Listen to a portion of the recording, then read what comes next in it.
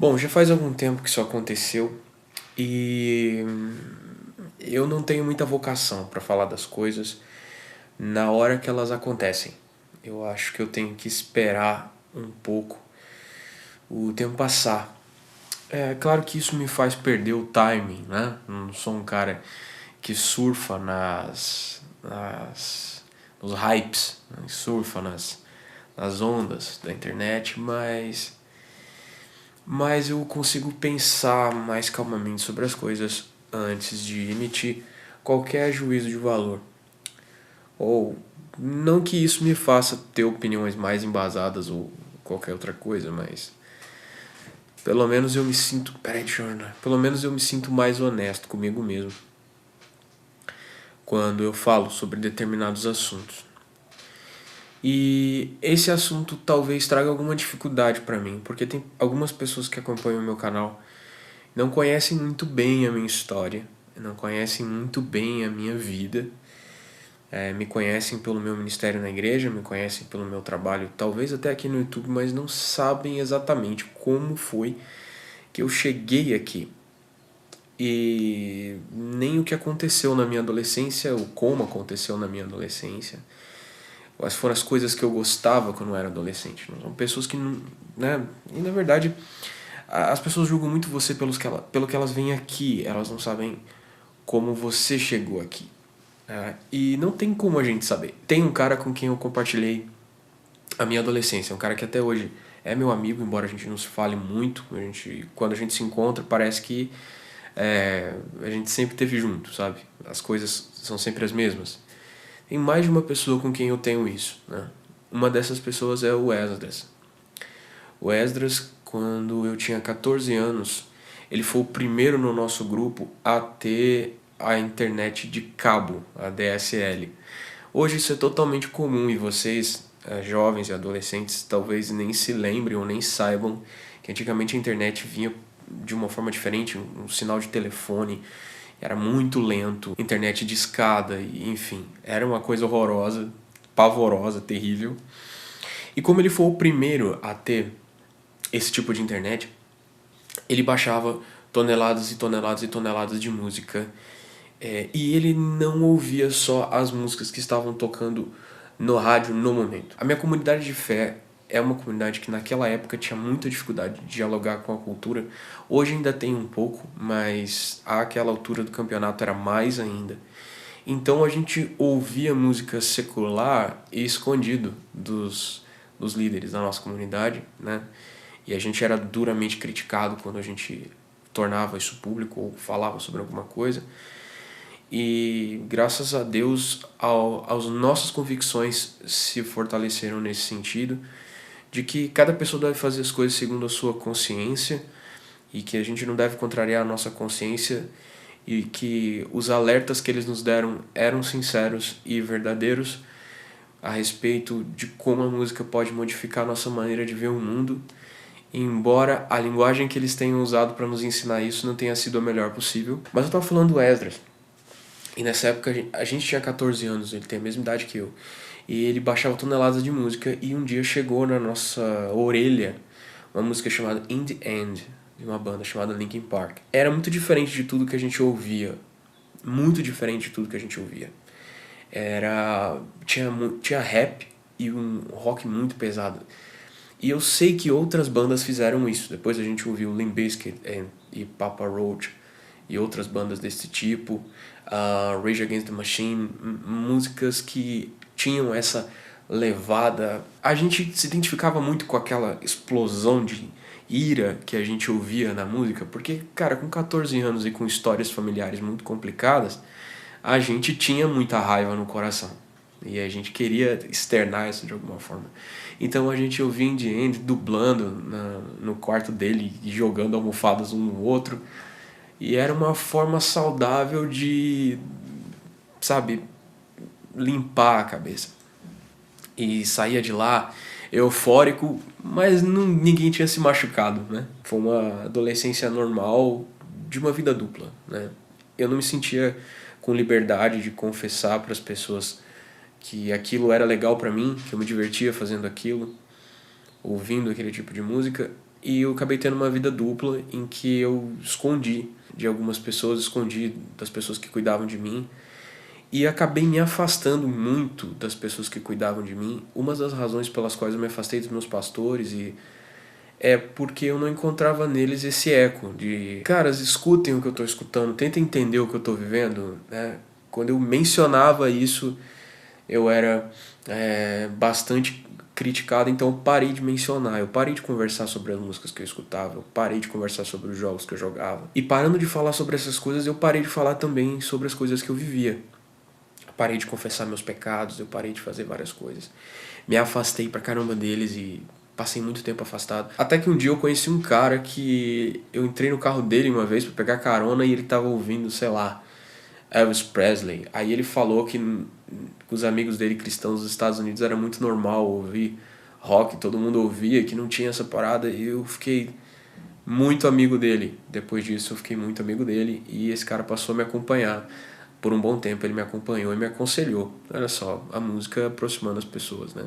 Talvez ele tenha ajudado a me resgatar, porque vai saber, se eu não tivesse feito essa amizade, vai saber onde eu estaria hoje. E ouvir Linkin Park foi uma coisa que eu fiz tanto em secreto quanto publicamente a minha vida toda.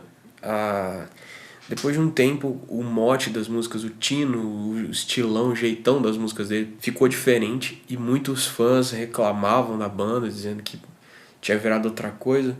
Mas pra mim aquilo era tão absolutamente natural, porque eu também tinha virado outra coisa. Semanas atrás eu voltei ao canal no YouTube dos caras pra ver o que eles estavam fazendo de novo. Frequentemente eu ia ao canal dos caras ou eu ouvia no Spotify e eu ouvia as críticas das pessoas. Eu entendia, administrava, eu falava, poxa, mudaram, né? Realmente mudaram, não é mesmo som. Mas eu gosto do que se tornou, né? Tá bom, é legal, vamos ouvir. É a história dos caras. E aí eu ouvia uma, duas vezes o álbum e deixava pra lá. Então era aquela coisa que eu visitava, acompanhava e depois ia embora. Mas uma coisa que quando você é adolescente e não sabe falar inglês, você não repara muito nos conteúdos das letras. Você pega uma frase aqui, uma ali, mas elas passam despercebidas. E depois com o tempo você vai amadurecendo. E eu sempre, conforme eu cresci, comecei a ler as traduções e tentar fazer traduções das músicas que eu ouvia. E eu sempre senti muita dor nas músicas do Chester, muita dor. E que a vida como um famoso, uma vida como um astro do rock, que talvez seja o máximo que a vida humana possa te dar, né? Porque ele não tem só o dinheiro, ele tem também o coração das pessoas. Você pode ter todo o dinheiro do mundo e não ter o coração de ninguém. Mas o Chester e o Linkin Park tinham o coração de muitas pessoas que os ouviam e toda aquela, né, aquela vibe monstra que o show dá e tal. E lendo as músicas atuais deles, as músicas que eles lançaram agora, eles continuam falando sobre dor e continuam falando sobre o passado impossível de apagar, o passado impossível de perdoar, as mágoas e as dores. Talvez por todos esses anos eu só tenha ouvido a poesia dos caras, a música dos caras, resolvido a minha própria vida com ela, né? Me nutrido, me entretido com a música deles, sem nunca ter percebido o pedido de socorro que aquela poesia era a voz de uma alma que sofria. Muitas vezes nós não conseguimos entender o conteúdo do pedido de socorro daquela manifestação. Seja uma manifestação artística, como é o caso da música dos caras, como uma poesia que alguém escreve. Seja o pedido de socorro de alguém que postou algo no Facebook, escreveu um textão no Facebook, ou postou uma foto triste, ou às vezes o pedido de socorro contido na carência de alguém. Alguém é muito carente, alguém se apega muito a você, você não consegue entender o que aquele pedido de socorro quer dizer na verdade, porque você fica na aparência, na carência pela carência, e você não consegue entender que aquela carência pode ser, na verdade, uma dor. Muitas vezes eu fiz vlogs que eram pedidos de ajuda. Muitas vezes eu falei coisas aqui no canal que eu precisava lutar contra, que eu precisava me curar. Às vezes que eu expus os meus conflitos. Tem temporadas que são temporadas inteiras sobre conflitos que eu estava tentando administrar. E e ninguém percebe. Todo pastor é uma pessoa e quando ele fala, ele expõe, às vezes ele expõe as dores do seu coração e ele é curado por aquilo que ele fala. Porque quando ele fala de Deus, ele é curado pelo Deus que ele está proclamando. Ele é sarado pelo falar. Acontece isso, de você ser curado enquanto você prega, de você ser ajudado por Deus enquanto você fala daquilo. Mas para um poeta secular, para um poeta que não tem Cristo, não tem a vida que está na palavra, naquilo que ele fala, ele jamais pode ser curado. Ele só pode expor a sua dor. E se ele não receber nenhum tipo de ajuda, ele vai adoecer e morrer nessa dor. A dor de cada um é a dor de cada um. E eu acho que a gente devia atentar mais para os pedidos de socorro ao nosso redor. E qualquer tipo de pedido de socorro não deve ser desprezado.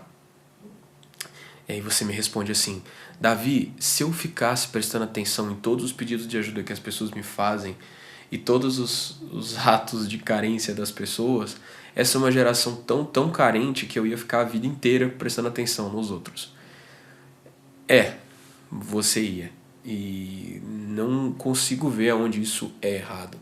Porque quando eu olho para o modelo de Jesus, para o exemplo de Jesus, Jesus, ele atentou para as carências das pessoas. O que ele mais fez foi administrar carências, cuidar de carentes, oferecer cura e salvação. Em alguns casos, as pessoas não aceitaram a cura. É o caso, por exemplo, do jovem rico. Às vezes as pessoas não vão buscar a cura que nós estamos administrando e você vai ouvir uma carência, você vai responder àquela carência e ela não vai se resolver. Mas aqueles pedidos que estiverem ao seu alcance, você deve procurar ajuda. E vem uma outra questão aqui também, pra mim. Esse vídeo vai ficar comprido. A outra questão que eu penso é o seguinte: às vezes você tem muita amizade com alguém, que é o caso do Chester e do Chris Cornell, que era vocalista do Audioslave e do Soundgarden. O Chester se suicidou no dia de aniversário do Chris. Às vezes você deixa de ser amigo de alguém e se torna cúmplice de alguém. A pessoa tem uma dor e ela te conta. E você não consegue administrar aquela dor, você não consegue ajudar a pessoa a se curar. E você guarda aquilo pra você e não pede ajuda pra mais ninguém. Porque você tem medo que a pessoa deixe de confiar em você. Então você tem um amigo na igreja que tá passando por um problema muito sério e ele te confessa esse problema muito sério e você não conta pra mais ninguém na sua igreja. Você quer administrar sozinho. E aí esse cara vai indo de mal a pior porque ninguém pode ajudar. Você não pode ajudar e você também não conta pra ninguém. E aí você pensa que você tá sendo fiel a esse cara por não contar que ele tem um problema, por você não pedir ajuda pra alguém. Você acha que você tá sendo fiel e amigo, mas na verdade você tá permitindo que esse cara se perca. Algumas coisas não estão ao nosso alcance ajudar. O maior conselho que eu dou para todas as pessoas que me escrevem: se você vai me escrever depois desse vídeo, esse vai ser o conselho que eu vou te dar. Primeira coisa, procure alguém perto de você, porque eu daqui, de dentro do YouTube, dessa caixa quadrada, eu não posso ajudar você de outra forma que não seja te orientando, aconselhando e orando por você, mas eu não posso tocar em você. E às vezes o que você precisa é de alguém que ponha as mãos sobre você, te dê um abraço, sabe? Você precisa de um beijo de um pai, de uma mãe, de um irmão mais velho, de um pastor, de um líder, de um amigo que consiga tocar em você, né? A gente não tem isso por aqui, não é possível que isso aconteça. Então talvez Chester não tenha conseguido administrar a dor de ter perdido o Chris e uma morte tenha sido inspiração para outra, para esse ato último de coragem, porque ao contrário do que as pessoas dizem que suicídio é um ato de covardia, medo de enfrentar a vida, eu acho que é preciso uma coragem muito maldosa, uma coragem muito maligna, mas ainda assim uma coragem para que você se fira a ponto de terminar com a própria vida, né? Bom, são só reflexões e refletir sobre a dor às vezes é importante. Se você gostou desse vídeo, deixe seu comentário e se você quer me escrever alguma coisa, tem os endereços aí aparecendo na sua tela. Se quer me ajudar a continuar esse trabalho, seja meu patrão. Um abraço e até o próximo vídeo.